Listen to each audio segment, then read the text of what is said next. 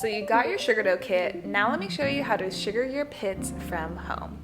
The beautiful thing about sugar dough is that it can be used for fine hair, coarse hair, straight hair, curly hair, but for pits we want to opt for the firmer paste, so the firm dough. You always want to start with cleansing with either water or your favorite cleanser to remove any dirt, oil, or sweat. Next step is powder, which is a super important step for your pits because we tend to get sweaty, and this helps the dough adhere to your hair, not your skin. Now we want to pull out a piece of dough around the size of a gumball for your pits. You can either use your hands or a metal utensil. If the dough feels very thick, you can totally warm it up by kneading it with your fingers.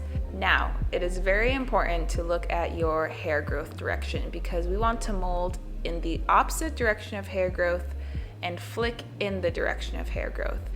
The general rule of thumb is for the top half of your pits, your hair will grow upwards. For the bottom half of your pits, your hair will grow downwards. So as you can see, I am molding the dough into my skin by just lightly raking it across my skin. And I do this 3 to 4 times so it really adheres to your hair. And while holding your skin taut, you flick the dough off in the direction of hair growth and the hair comes right off. You may find it easier to use the applicator to apply the dough and to flick it off. We use the same method here. So you mold it in the direction of hair growth. You want to be using the very tip of the applicator to make sure you're lifting the hairs up. You want to hinge the applicator down before flicking up and parallel to your skin.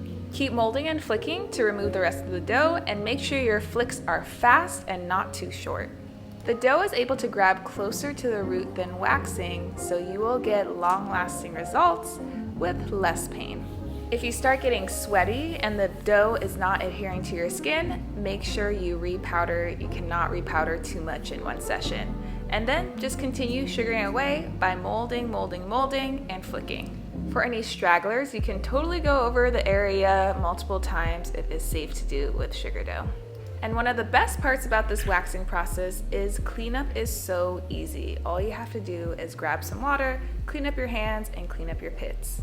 Some irritation and redness after sugaring is totally normal. Just pop on our post-sugaring soothing gel. And that's it. You just sugared your pits from home, saved a lot of money, and the results are beautiful.